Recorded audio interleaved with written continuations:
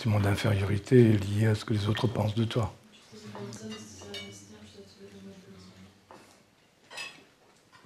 Par exemple. Donc l'observation des traits et de ses propres réactions à partir de l'observation donc des traits conduit à avoir tout ça et à le dépasser. Et de voir à quel point on dépend de ce que les autres pensent. Et pour ça, il faut mûrir suffisamment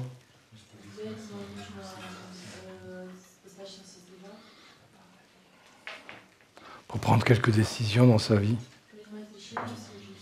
se fixer un but ou un autre et ne pas se laisser dévoyer du but qu'on s'est fixé ou des buts qu'on s'est fixés. Ça permet d'observer comment on réagit aux autres. Et ça devient secondaire alors. Parce que le but qu'on poursuit est plus grand. Et on doit pouvoir sacrifier toutes les souffrances inutiles à ces buts.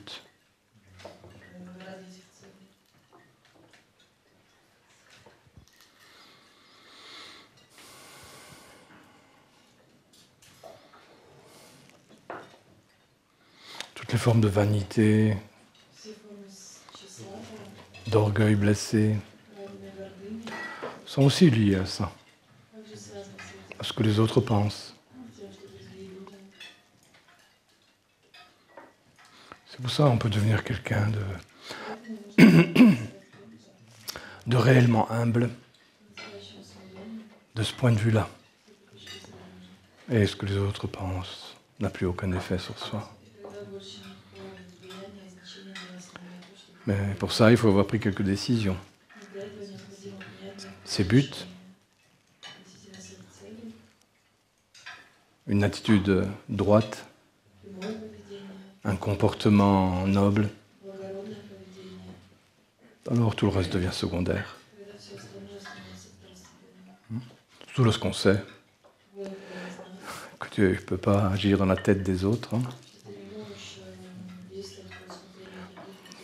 Alors laisse-les libres de penser ce qu'ils peuvent.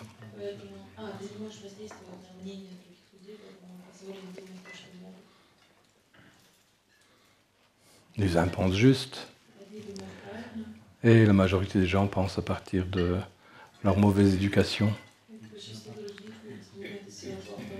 leur mauvaise expérience, leur immaturité ou leur névrose. Et toi, tu te laisses dicter ta vie par ça.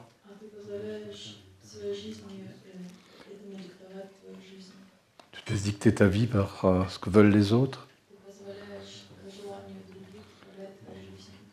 La véritable liberté commence à cet endroit. C'est lorsque tu laisses réellement les autres libres de penser ce qu'ils veulent et que ça ne s'impose plus à toi. Ni positivement, ni négativement.